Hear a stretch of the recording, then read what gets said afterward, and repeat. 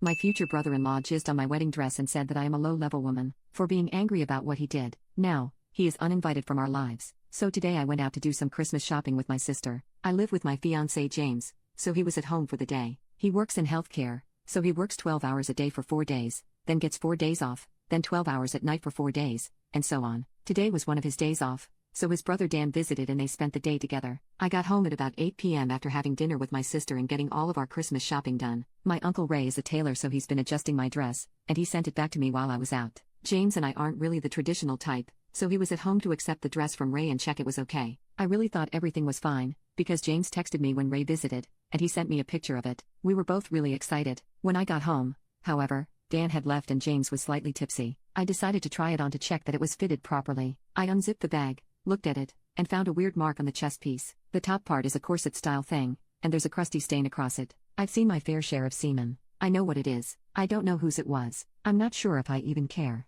I'm just disgusted. I don't want to touch it. I'm so humiliated that I don't want to tell anyone about it. I don't even know how to bring this up to James. I doubt it was him, which makes it worse because he doesn't have that close of a relationship with his brother, and that's the only other person it could have been, unless other men were in our house. I can't afford a new dress. I found this one in a sale for $215. What the hell do I do? Update 2 days later. I asked James if Dan saw the dress in person. The answer was yes. James told Dan where the dress was, and Dan went alone to look at it while James was on the phone to our local Indian takeout while they were getting dinner. The one silver lining is that he saved me some cheesy naan bread. I showed James the stain, and he quite literally went red. I've never seen him so angry before. Some choice words were said and I'd rather not repeat them. He spilled a lot about what Dan has been like in the past. Conclusion: Dan jizzed on my fucking wedding dress. The splatter pattern looks like cum. The substance looks like cum. And it smells like cum. I touched that poop with my bare hands. I really don't know what else to say now. I wish someone had snot rocketed a huge sneeze onto it. I wish Uncle Ray had accidentally squirted mayo onto it while making his lunch. But I seriously don't think I can wear this dress now. It's absolutely beautiful and it was perfect and I felt so goddamn pretty. I was so pleased about the bargain I'd found. But Dan jizzed on it.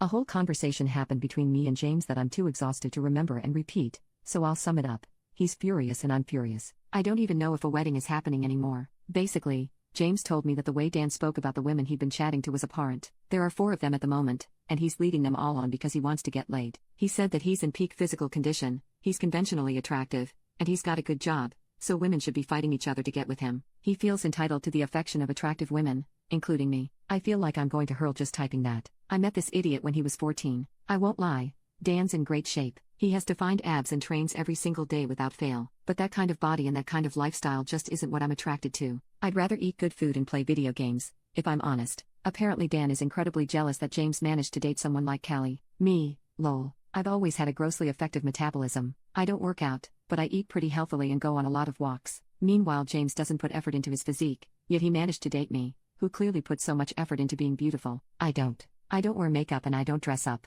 I haven't worn foundation since before the pandemic. James is in shape, mostly because he rides a motorcycle and that surprisingly requires a lot of thigh muscle. Dan has supposedly always believed that I was better than James because my grades were better and I was in better shape, and that I'd break up with him and move on once I realized that I was wasting my time. Fat fecking chance. What the hell do I do now? I obviously have a wedding to think about, but I don't even want to wear the dress. I don't even want the wedding anymore. If there's a wedding, Dan will be involved. I think he knows that I know what he did. He stood at my front door. He's been there for about 15 minutes. He keeps ringing the doorbell. At it too. He's given up. He was there for about half an hour in total. I think he's drunk again. I am too, but I think I've got a damn good excuse. I have a Ring doorbell and I just watched him piss in my flower bed and walk away.